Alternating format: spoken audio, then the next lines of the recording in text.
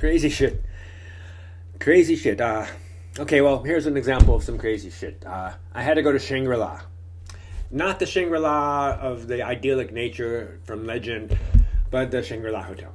But it's a beautiful hotel, and it is like Shangri-La. It's so nice. Beautiful five-star hotel. And this was in Bangkok. Okay, and I had to go to a conference there, an education conference of some sort.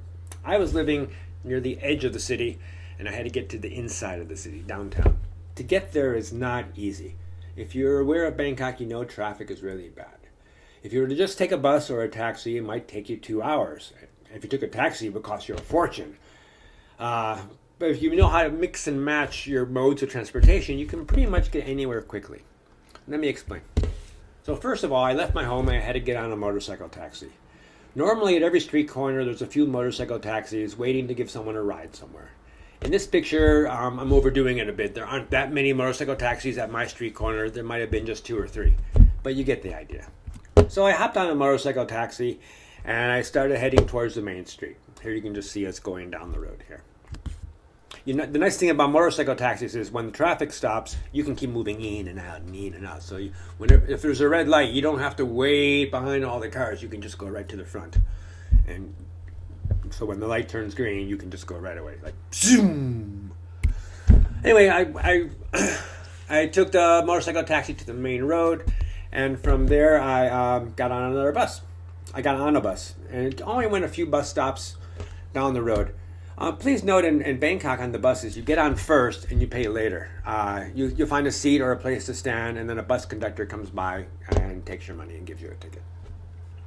So I just went down a few stops to this temple, which is near my home. A beautiful Thai temple, very peaceful and relaxing. I used to love just walking through there sometimes and just relaxing and meditating. And sometimes I'd even burn some incense and give little offerings. It's so relaxing. So it was my last moment of serenity before heading into the chaos of the city. So at this temple, they have a place where boats stop to pick you up, like a boat taxi or like a boat bus. A boat bus. So anyway, I got on this boat bus and with lots of other people. It took us right into the city. And it's much faster this way, going through the canals. It's quite beautiful. Lots of vegetation and trees. You get to see another side of Bangkok that you don't see from the road. The only problem is the water is so polluted you can't breathe through your nose because it really stinks pretty badly. Well, anyway, after about a half an hour or so, I got to the main part of the city, and I had to hop on a little bus just to go a few bus stops down where I can get close to the hotel. So by now it's probably, I had to be at the hotel by 8. It's probably about 7:30 now, and it's getting really crowded downtown, as you can see from this picture. I'm on Selam Road. You may have heard of Selam Road. It's like the busiest commercial street in Bangkok. Lots of restaurants and stores and businesses, all kinds of tourists. Everybody goes there. It's just really, really busy. Well, anyway, I got on the street and I went to the end of the bus line, and then I had to walk to the hotel. And you can see on this map where I was walking from to. So I'm starting, I guess, over here, and then walking down and over, about half a mile walk.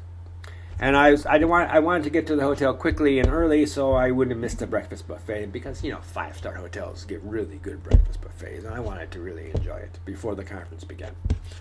So anyway, I'm walking at a quick pace, kind of breathing a little hard, and I noticed that there aren't too many people around, which I thought was kind of odd. Usually it's so crowded. But again, I did go on to, I did kind of cut onto a side street a little bit, so maybe that was why.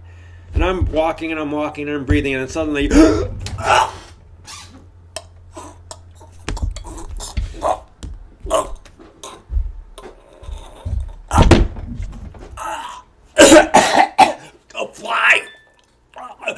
fly went in my throat. God, I couldn't breathe. I thought I was going to die. I'm on my hands and knees.